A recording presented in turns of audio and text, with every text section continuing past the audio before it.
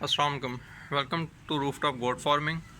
और आज मैं डिस्कस करूँगा कि नया शो करने वाले जिन्होंने छत के ऊपर बेसिकली शो करना है वो किस तरह से शुरू कर सकते हैं, स्ट्रक्चर वगैरह क्या बनाएं और जानवर क्या रखें। जी, तो कमेंट्स में मुझसे कोई 7-8 जो है ना भाई, उन्होंने ये सवाल किया है कि नया शौक उन्होंने करना है तो सेटअप कैसा बनाएं कि सर्दियों और गर्मियों में परेशानी ना हो, और दूसरा ये कि कौन सी नस्ल जो है वो पालनी चाहिए, स्टार्ट उससे करें तो उनको आसानी रहे।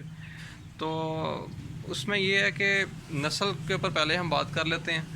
नस्ल तो मेरा मशवरा ये है कि आप टैडी से शुरू करें, ठीक है। देसी टैडी जो होती हैं हमारी लोकल पंजाब की, या आपने करना है तो आप दोगली से कर लें, ठीक है। बहुत महंगी ब्रीड आप ना लेके आएँ, ठीक है। प्योर ब्रीड आप ना लेके आएँ। उसकी वजह ये है कि मैं पहले भी काफ़ी दफ़ा ये बात कर चुका हूँ कि नया जब आपने काम शुरू करना है, नया शौक़ शुरू करना है, तो आपको अभी आइडिया नहीं है ठीक से कि आपने जानवर की देखभाल कैसे करनी है, कैसे मसाइल इनको आते हैं, क्या बीमारियाँ इनमें आती हैं, ठीक है। इनकी खुराक का ध्यान कैसे रखना है आपने, ऊंच नीच जो हो जाए तो आपने कैसे उसको हैंडल करना है। तो उसके लिए बेहतरीन ये है कि आप 1 साल जो है ना टैडी या दोगली बकरियों पे वर्किंग करें, ठीक है। और उसके बाद आप ब्रीड पे शिफ्ट हों। अभी अपनी में मैं मिसाल देता हूँ कि मैंने 1 साल जो है ना जुलाई में मुझे हो गया, और तब मैंने टैडी बकरियाँ रखी थी, और अब जो है ना मैं थोड़ी बेहतर नस्ल की तरफ आ रहा हूँ। तो उसमें आपको फ़ायदा ये होता है कि अगर खुदा ना खास्ता आपका नुकसान हो भी जाए तो वो काबिल बर्दाश्त होता है, ठीक है। अब आप बड़ी नस्ली जानवर कोई ले आएँ, ठीक है, बीतल में से ले आएँ या आप राजनपुरी ले आएँ, ठीक है, 50-60 हज़ार, 70 हज़ार, 90 हज़ार का आप जानवर ले आएँ, और वो आपको ज़िबा करना पड़ जाए या एक्सपायर हो जाए, ठीक है, तो वो काफ़ी जो है ना नुकसान आपको उठाना पड़ेगा। तो जानदार चीज़ है, इसमें मसले मसाइल आते रहते हैं। अब मेरे साथ आपके सामने 2 बकरे हैं, ठीक है। एक ये बकरा है, एक बकरी है। तो ये बकरा जो है, इसको पीछे कोई 2-3 दिन से मोशन लगे हुए थे, ठीक है। अब कल दोपहर से जो है ना इसको फ़र्क पड़ा है, मोशन रुके हैं इसके। तो ये है कि जानदार चीज़ में जिस तरह हम इंसान हैं, हमें बीमारी आती जाती रहती है, इस तरह इनमें भी ये हिसाब किताब होता है। तो टैडी बकरी बेस्ट है स्टार्ट करने के लिए। आप दोगली ले लें, ठीक है। उसके बाद आपने ये डिसाइड करना है कि आपने बकरियां रखनी है या आपने बकरे रखने हैं, ठीक है। दोनों का शौक़ डिफरेंट है। बकरियों के अंदर क्या मसाइल हैं, मैं बिल्कुल जो है ना मुख्तसर अगर बात करूँ तो वो ये है कि बकरियों के अंदर आपको फिर उनकी ब्रीडिंग के लिए एक बकरा भी चाहिए। या तो आपके आसपास के इलाके में बकरा अवेलेबल हो, आप क्रॉस करवा लें, या आपके अपने घर पे छत में मौजूद होना चाहिए बकरियों के अंदर ही, ठीक है।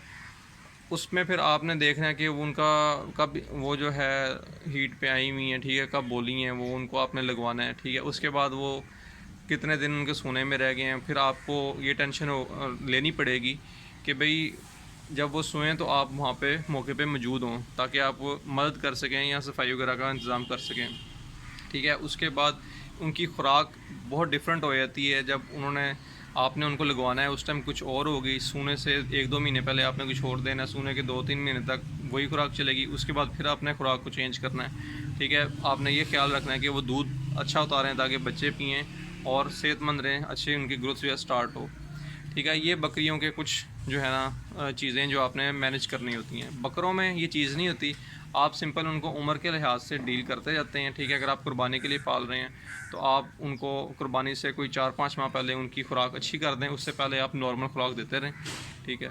उसमें आपको ज़्यादा से ज़्यादा ये है कि अगर आप खस्सी करवाना चाहते हैं तो आपने खस्सी कराने के लिए टाइम अपना देखना है कि उनको किस टाइम खस्सी कराएँ। उसके अलावा फिर एक ये तो था कि अगर आपने सारा साल पालने हैं जानवर, फिर एक शौक़ आप ये भी कर सकते हैं जो कि मैं रिकमेंड करूँगा। अगर कुर्बानी के लिए सिर्फ आपने करना है तो आप सिर्फ 6 महीने जो है ना जानवर पालें, ठीक है। 6 महीने आप रेस्ट करें, 6 महीने अपना शौक़ करें।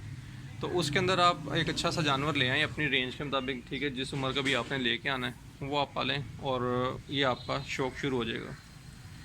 अच्छा, ये तो होगी नस्लों पे बात। अब हम बात करते हैं शेड के ऊपर। जी, तो अभी जो इनका मैंने ये नया शेड बनाया है, ये आप लोगों ने देखा ही हुआ है मेरी प्रीवियस वीडियोस में। ये मैं अंदर ही उसके बैठा हूँ एक खाने में, तो ये आप लोग देख लें कि ये फाइबर जो ग्लास होता है उससे बना हुआ है, ठीक है। और लोहे की स्ट्रक्चर बना हुआ है, उसके ऊपर फाइबर ग्लास लगा हुआ है, सिंपल जिस तरह गिराज वगैरह पे आप लगाते हैं कुछ भी। इसमें आपने एक चीज़ का ख़ास ख्याल रखना है कि जो साइडें अगर दीवार से लग रही हैं तो उनके साथ से पानी ना आए, जिस तरह ये आया हुआ है। लेकिन ये इतना पानी नहीं है कि नीचे आके फ़र्श को गीला करता है, ठीक है। ये आप देख रहे हैं कल रात बहुत शदीद बारिश हुई है, कम से कम भी 6 से 7 घंटे, तो पानी सिर्फ इतना इतना इधर आया सीम करके। तो बहरहाल ये भी नहीं होना चाहिए। तो ये कुछ मसले मसाइल होते हैं, तो ये आपने जो है ना अच्छे किसी कारीगर से करवाएंगे तो ये मसले मसाइल नहीं आएंगे, ठीक है। एक चीज़ ये होगी। दूसरी चीज़ ये है कि आपने गर्मी सर्दी में आपने ये देखना है कि आपकी छत पे सूरज की डायरेक्शन क्या बनती है, ठीक है। गर्मियों के अंदर आपको कम से कम सूरज चाहिए और सर्दियों में ज़्यादा से ज़्यादा चाहिए। अब मेरा जो ये शेड बना हुआ है ना, ये अच्छी लोकेशन पे नहीं बना हुआ है, ठीक है। सूरज निकलता है वहाँ मशरिक़ से, ठीक है। अब सर्दियों में तो इधर बिल्कुल भी जो है ना धूप नहीं आएगी, और गर्मियों के लिए ये ठीक है कि दीवार का साया है, ठीक है, उसके बाद ऊपर शेड का साया आ जाता है। लेकिन सर्दियों के लिए बेहतर ये था कि वहाँ पे बनता, लेकिन वहाँ पे भी मसला आना था कि धूप जो है गर्मियों में ज़्यादा आती। बहरहाल ये चीज़ें आपने ख़ुद देखनी है कि आपकी लोकेशन कैसी है और आपने उसको कैसे मैनेज करना है, ठीक है। अब यहाँ पे लाहौर में सर्दी जो शदीद सर्दी है ना, वो मैक्सिमम 3 महीने पड़ती है। तो उसके लिए आप क्या कर सकते हैं कि अब मैंने सर्दियों में क्या करना है कि यहाँ पे तरपाल लगा देनी है। आप एक अच्छी किस्म की तरपाल लेके आएँ। अच्छी से मुराद ये है कि वाटर प्रूफ हो, ठीक है। वो बाहर बारिश भी अगर होगी तो नमी वगैरह अंदर नहीं आएगी। वो तरपाल आप टोटल ऊपर से लेके, ठीक है, नीचे तक आपने तरपाल लगा देनी है और टोटल कवर कर देना है, इसको बंद कर देना है, एक कमरा बन जाएगा ये। उसके बाद आप इजाफी तौर पे ये कर सकते हैं, अगर तो आपके जानवर ज़्यादा होंगे, ठीक है, तो वो उनकी अपनी गर्माइश इतनी हो जाएगी कि वो जो आपका शेड है वो मुनासिब टेम्परेचर ही रहेगा उसमें। लेकिन अगर आपके जानवर थोड़े कम हैं तो आप उनको हीटिंग का इंतज़ाम कोई ना कोई उनके लिए कर लें। आप चाहे इलेक्ट्रिक हीटर लगा लें, ठीक है, चाहे आप गैस हीटर लगा लें। अब मैंने लास्ट सर्दियों में गैस के हीटर लगाए थे, तो फिर मेरे जो जानवर हैं ना वो हेल्दी रहे हैं। ये आपने चीज़ें देखनी है। और बाकी गर्मियों के लिहाज से ये है कि अभी तक तो मैंने गर्मियों में इनको कोई स्पेशल चीज़ नहीं दी, ना पंखा लगाया, ना कोई और इंतज़ाम किया। सिर्फ ये है कि छाँव इनको मिली है और ताज़ा पानी, इनके पास साफ़ पानी वो मौजूद होना चाहिए। तो लेकिन ये कि अगले साल मेरा इरादा ये है कि मैं जो है ना इनके लिए पंखे का इंतज़ाम करूँगा और वो जो है चला करेगा।